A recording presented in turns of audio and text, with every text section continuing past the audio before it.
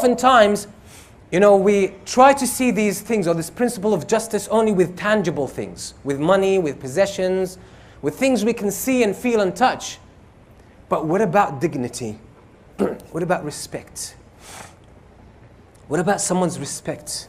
You're not allowed to look at someone with contempt. It's haram, because you're violating the right to be respected, to be honored. When Allah subhanahu wa ta'ala has honored every human being, Allah subhanahu wa ta'ala says in the Quran, in Surah Al-Isra, وَلَقَدْ كَرَّمْنَا بَنِي آدَمَ. Son of Adam, all children of Adam are dignified by Allah, by default. So when you treat someone with disrespect for some mistake they made, or some misunderstanding, you think you have the right to do this, or you have authority over them, so you tend to misuse it, and you think you can get away with this. You are violating one of the laws of Allah when you disrespect someone, when you look down upon them, when you treat them with contempt. You are violating the principle of justice that Allah does not take lightly. And you will pay that back on the Day of Judgment.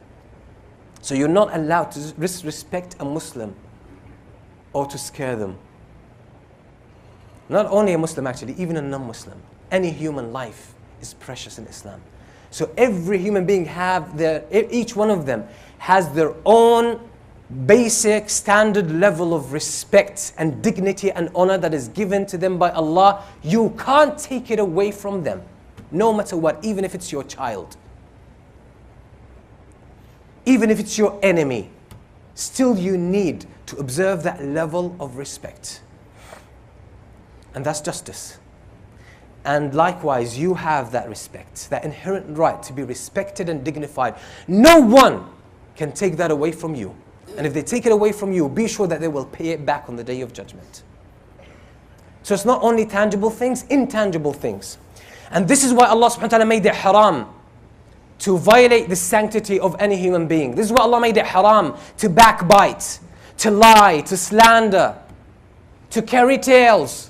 Allah made it haram because it violates other people's rights. You're not allowed to do this. You can't. It's just like taking the money. You're not allowed to take someone's turn in the line. That's injustice. What's the difference between taking some property from someone that belongs to someone else or taking their right in the line, their turn in the line? Because you know someone, you can bypass the line, right? You know someone in that institution. You can bypass the line. You're taking someone else's right. And because it's intangible, we've been programmed somehow that it doesn't matter. We can do it. There's nothing wrong with this. But what's the difference between this and between taking money and property that belongs to someone else? What's the difference? It has value.